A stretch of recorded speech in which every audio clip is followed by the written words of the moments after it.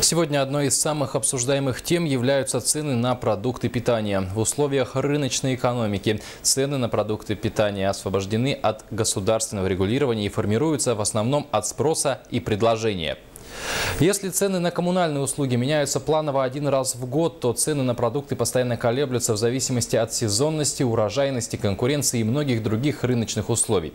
О мерах по недопущению роста цен на продукты питания в Ленске расскажет Светлана Балеева.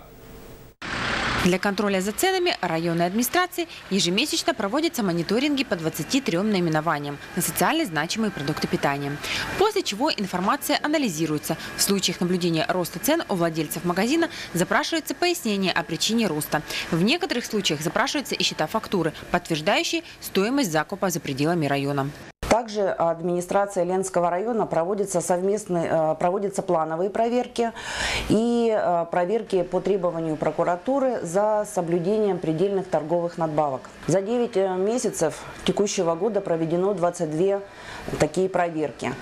Из них в 12 случаях были выявлены нарушения. Уже прокуратурой за истекший период было привлечено к административной и дисциплинарной ответственности 7 хозяйствующих субъектов торговли.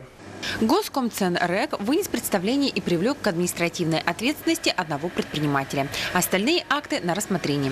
В этом случае сумма штрафа за выявленное нарушение составит 50 тысяч рублей. Сегодня цены в районе находятся в сильной зависимости от ситуации, происходящей на рынке России, так как практически все продукты питания завозятся из-за пределов республики. В соответствии с переданными государственными полномочиями администрация Ленского района устанавливает перечень социально значимых продовольственных товаров и торговые надбавки.